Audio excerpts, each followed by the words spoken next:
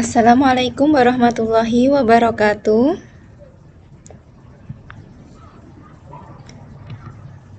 Baik, di sini ya saya akan menyampaikan materi tentang berbagai hal ya. Nanti di sini definisi statistik, populasi sampel, kemudian ada ini ya, teknik pengambilan sampel, kemudian juga ada jenis-jenis data nggih. Yang jelas di sini materinya itu berupa teori nggih. Langsung saja di sini definisi statistik ya. Mengacu dalam bahasa Inggris, statistik itu berasal dari kata statistics ya, sebagaimana pada layar. Nah, di sini adalah ilmu yang mempelajari bagaimana merencanakan, mengumpulkan, menganalisa, menginterpretasi dan mempresentasikan data. Jadi di sini adalah ada data itu mulai dari dikumpulkan, kemudian disajikan, kemudian dianalisa, diinterpretasi, dan kemudian disajikan ya atau dipresentasikan gitu nggih. Kemudian populasi dan sampel ya, kita masuk ke populasi sampel. Populasi adalah seluruh objek pengamatan. Sedangkan sampel, kalau pakai bahasa saya sendiri itu sampel itu bagian dari populasi yang dijadikan objek pengamatan. Jadi tidak seluruhnya diambil sampel ya. Di sini sampel ini merupakan bagian dari populasi yang dipilih menggunakan aturan-aturan tertentu yang digunakan untuk mengumpulkan informasi data yang menggambarkan sifat atau ciri yang dimiliki populasi. Kayak di gambar itu ya, populasinya itu lingkaran besar, dicoplok kecil itu adalah sampelnya gitu nggih. Contoh yang lain misalnya apa ya? Ada penelitian skripsi ya, populasinya misalnya seluruh mahasiswa ITB AAS Indonesia. Kemudian sampelnya kita mengambil sebagian sampel yaitu misalnya mahasiswa prodi ekonomi syariah saja atau mahasiswa prodi akuntansi saja seperti itu.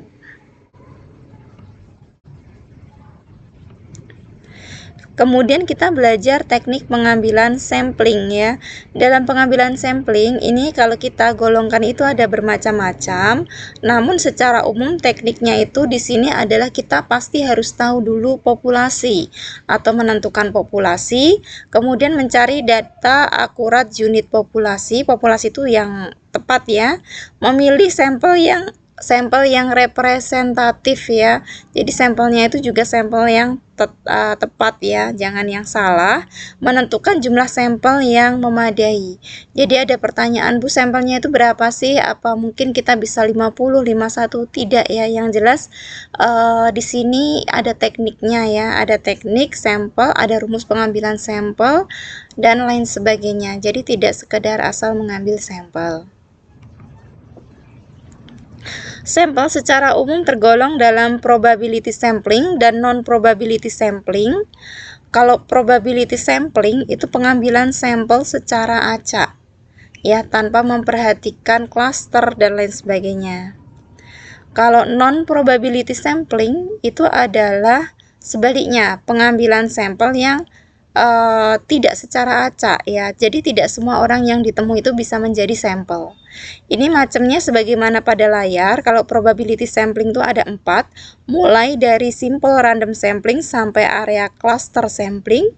Kalau non probability sampling nanti ada sampling sistematis sampai snowball sampling. Akan kita jelaskan beberapa dari yang disebutkan ini ya. Yang pertama simple random sampling. Simple random sampling dinyatakan simple sederhana ya, simple itu sederhana karena pengambilan sampel anggota populasi dilakukan secara acak tanpa memperhatikan strata yang ada di dalam populasi tersebut ya, secara acak tanpa memperhatikan strata ya, jadi semuanya dianggap sama. Misalnya di sini di dalam penelitian itu faktor-faktor yang mempengaruhi minat investasi saham, ini studi pada mahasiswa ITB AAS Indonesia. kita dari judul ini pasti bayangkan populasinya itu seluruh mahasiswa ITB AAS Indonesia, ya kan? Kemudian sampelnya kita ambil sebagian, di sini misalnya prodi ekonomi syariah. Setiap mahasiswa prodi ekonomi syariah yang ditemui bisa menjadi sampel, ya. Jadi tanpa membedakan semester, jenis kelamin. Jadi kalau ketemu sampelnya ekonomi syariah, siapa saja yang ditemui itu bisa disebari kuesioner, ya, tanpa harus membedakan laki-laki, perempuan, semester berapa, sudah menempuh ini belum, gitu ya. Jadi semuanya dianggap sama. Kemudian probability sampling yang berikutnya itu cluster sampling atau area sampling. Dari bahasa ini area, ya, atau daerah, ya. Teknik ini digunakan bila mana populasi tidak terdiri dari individu-individu, melainkan terdiri dari kelompok-kelompok individu atau klaster. Teknik sampling daerah digunakan untuk menentukan sampel bila objek yang akan diteliti atau sumber data sangat luas, ya. Di sini pakai area. Contohnya, percobaan pemberian imunisasi DPT pada bayi seluruh Indonesia. Berarti kan kita dari judul ini bisa bayangkan populasinya ya bayi seluruh Indonesia. Nah, sampelnya di sini kan nggak mungkin kita ambil seluruhnya, ya. Kita nggak mampu pakai area, sampling area bayi pada Provinsi Banten, mengambil area tertentu, nggih. Kemudian probability sampling yang berikutnya adalah sampling aksidental, ya. Aksidental itu dari bahasa mungkin bisa kita ya beberapa maknai bahwa siapa saja, ya, yang ditemui itu bisa menjadi sampel, ya.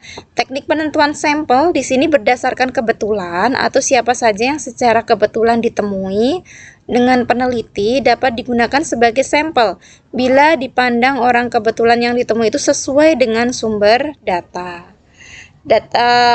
Dalam teknik sampling aksidental ini pengambilan sampel tidak ditetapkan lebih dulu. Peneliti langsung saja mengumpulkan data dari unit sampling yang ditemui. Contoh di sini judulnya pengaruh pemberian bantuan pemerintah terhadap kesejahteraan ekonomi keluarga pada Kabupaten Demak. Populasinya berarti seluruh keluarga yang mendapat bantuan pemerintah Kabupaten Demak. Nah, di sini teknik sampelnya keluarga yang mendapat bantuan pemerintah yang ditemui peneliti bisa menjadi sampel. Yang penting ini ya, keluarga kan nggak semua dapat bantuan. Jadi yang dapat bantuan itu populasi, ya, populasi semuanya. Kemudian sampelnya tanpa membedakan, ya, sudah berapa kali, kemudian berapa penerima bantuannya dalam jumlah apa, itu tanpa membedakan. Yang jelas siapa saja yang ditemui bisa menjadi sampel, ya. Di sini hanya teknik pengambilan sampel, ya, bukan menentukan berapa jumlahnya, bukan. Nanti ada sendiri lagi dalam menentukan jumlah. Di sini teknik ngambilnya, acak atau enggak acak atau bagaimana gitu, nggih. Kemudian ada sampling purposive atau sering disebut purposive sampling. Ini jenis satunya merupakan non-probability sampling, ya. Di sini adalah teknik penentuan sampel dengan pertimbangan tertentu. Pemilihan sekelompok subjek dalam purposive sampling didasarkan pada ciri-ciri tertentu. Contohnya, judul, pengaruh inflasi pada kinerja Bank Umum Syariah. Populasinya Bank Umum Syariah itu ada 13 Bank Umum Syariah. Sampelnya ini 3. Kenapa dapat 3? Di sini ada kriteria-kriteria tertentu. Di sini misalnya 13 Bank Umum Syariah terlalu besar, maka saya membuat pengerucutan, ya, misalnya dengan kriteria Bank Umum Syariah yang memiliki aset di atas 3 triliun. Nah, dari 13 itu yang memiliki aset di atas 3 triliun ada 9, ya. 9 Bank Umum Syariah. Kemudian kok 9 masih banyak banget, saya tidak mampu. Saya membuat kriteria baru lagi, misalnya Bank Umum Syariah atau BUS yang berdiri pada tahun 2013 ke atas. Jadi dari 9 itu yang masuk ada 3 Bank Umum Syariah. Nah, 3, maka sekiranya saya mampu melakukan penelitian, maka cukup dengan 2 kriteria ini, ya. Nah, dengan kedua kriteria ini sampelnya hanya 3 BUS atau Bank Umum Syariah. Kemudian ada sampling jenuh, ya, sampling jenuh. Di sini teknik pengambilan sampel di mana semua anggota populasi itu digunakan sebagai sampel. Hal ini sering dilakukan apabila populasinya kurang dari 30 orang, ya. Jadi di sini contohnya Baik, lanjut ya. Di sini adalah sampling jenuh. Apa itu sampling jenuh? Sampling jenuh adalah tadi ya pengambilan sampel di mana seluruh anggota populasi menjadi sampel. Langsung ke contoh ya, misalnya judulnya itu pengaruh motivasi terhadap kinerja karyawan BMT Aum Sukoharjo. Ya kan, BMT mungkin kita populasinya ya seluruh karyawan BMT Sukoharjo itu 32 orang. Nah, ini sampelnya. Sampelnya ini adalah 32 orang tersebut merupakan populasi yang kecil. Kalau diambil sampel sebagian nanti tambah kecil lagi, sehingga tidak usah diambil sebagian, semua saja. Sehingga seluruh populasi diambil sebagai sampel 32 karyawan tersebut. Kemudian ada snowball sampling. Snowball itu adalah bola salju ya. Di sini teknik penentuan sampel yang awal mulanya jumlahnya kecil, kemudian sampel ini disuruh memilih teman-temannya untuk dijadikan sampel. Dan begitu seterusnya. Bahasanya kalau ini mirip ke getok tular ya. Langsung ke contoh, misalnya judulnya pengaruh bagi hasil terhadap minat menabung di BMT Tumang. Populasinya kan seluruh nasabah ya, BMT Tumang tuh dikuesioneri seluruh nasabah. Nah, saat mengambil sampelnya ini, nasabah yang dikuesioneri ini diminta tolong dong sebarin ke teman-temannya yang nabung di BMT Tumang, nanti ajak teman-teman yang lain juga. Jadi gitu nggih, lama-kelamaan nanti sampelnya ini besar atau snowball sampling. Baik, kemudian lanjut, tapi tidak di PPT ya, ini di Word. Di sini ada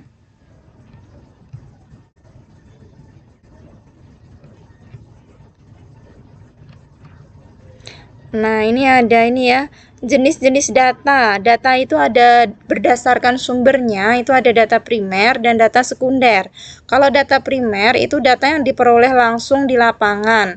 Biasanya diperoleh melalui personal interview atau mail questionnaires. Jadi langsung di lapangan ya kata kuncinya. Contohnya, judulnya pengaruh inflasi terhadap profit Bank BNI Kantor Cabang Syariah KCS Solo.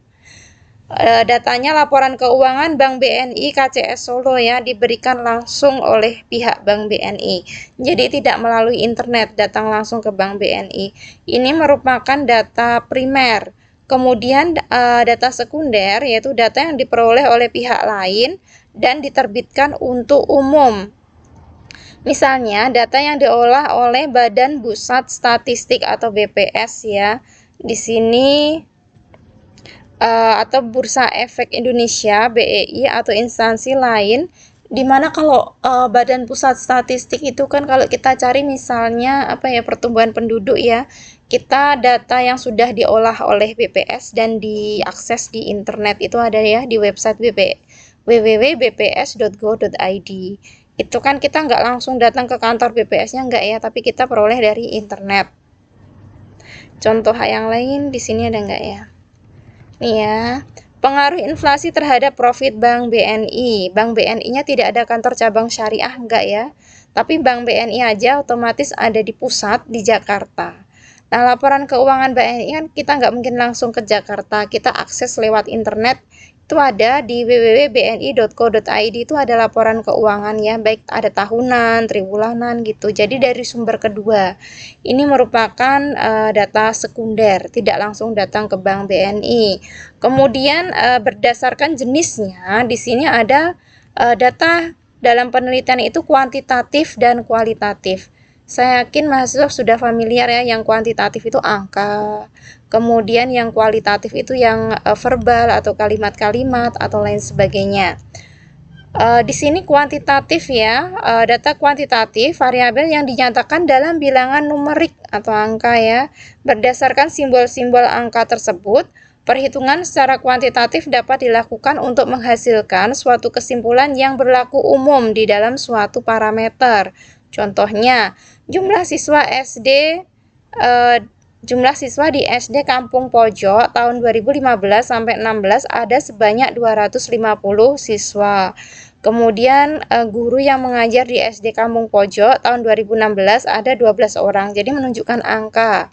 Selain itu ada data inflasi, misalnya dari Januari sampai Desember itu ada 5%, 3% gitu ya, itu angka juga. Kemudian laporan keuangan Bank BNI itu kan angka-angka ya, baik total asetnya dan lain sebagainya. Itu merupakan kuantitatif. Kalau kualitatif itu variabel yang dinyatakan dalam ukuran kategori. Misalnya informasi atau data bunga melati lebih harum dari bunga mawar. Ini tidak ada angka ya, berupa data atau informasi yang berupa kalimat verbal. Kemudian dan lain sebagainya ya.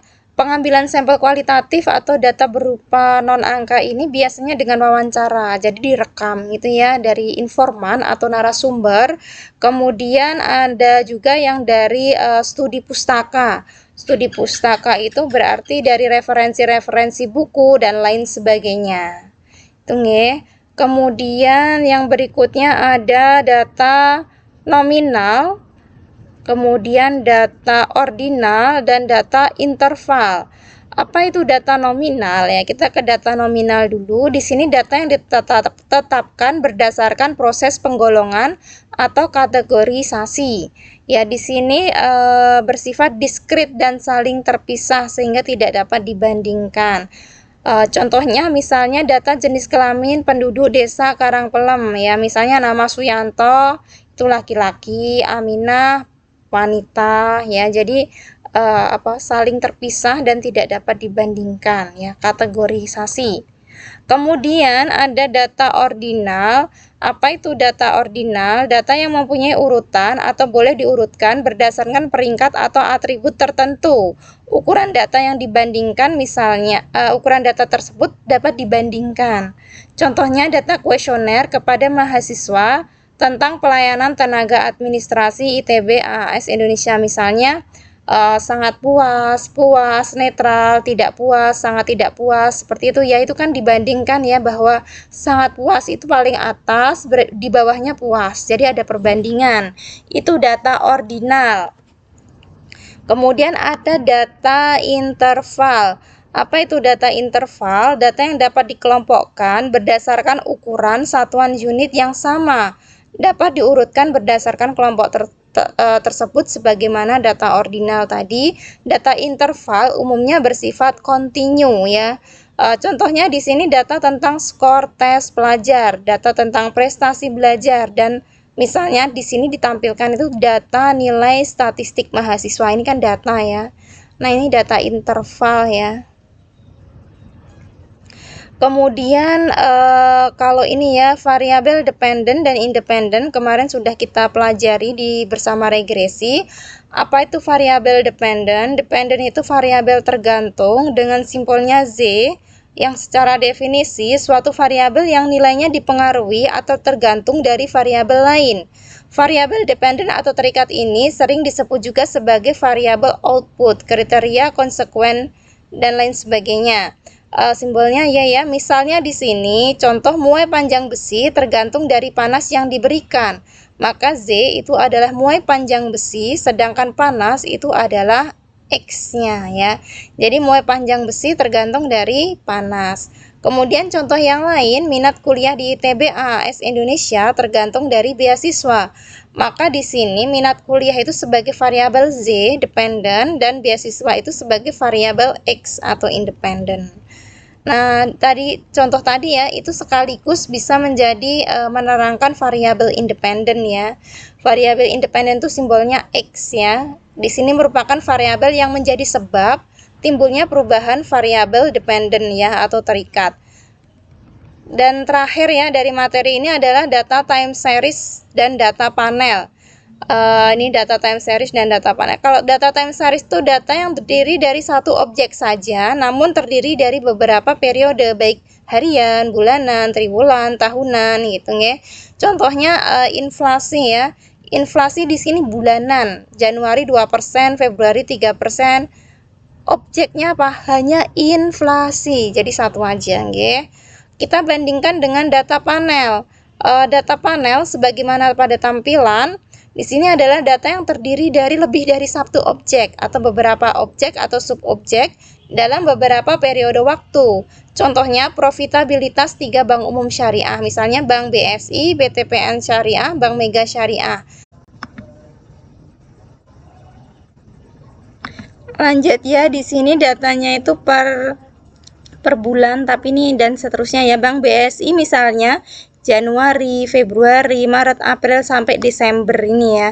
Jadi per bulan gitu nggih. Profitabilitas Bank BSI 3 miliar, 2 miliar, 2,5 miliar. Kalau Bank BSI sudah habis, dilanjutkan objek berikutnya yaitu Bank BTPN Syariah Januari, Februari sampai Desember. Ini berapa profitabilitasnya. Kalau sudah selesai, lanjut Bank Mega Syariah misalnya Januari, Februari sampai Desember ya. Maka nanti di sini data panel itu tadi disimpulkan ya, ketik objeknya itu tidak hanya satu, beberapa objek pengamatan. Ini dari contoh 3 bank gitu ya. Jadi tidak hanya satu objek pengamatan. Baik, demikian penjelasan saya materi statistik berupa teori-teori pada saat ini ya. Nanti di sini ada tugas-tugas bisa dikerjakan sebagaimana file yang sudah saya berikan. Demikian dari yang saya sampaikan. Baik, terima kasih. Langsung saya akhiri. Wassalamualaikum warahmatullahi wabarakatuh.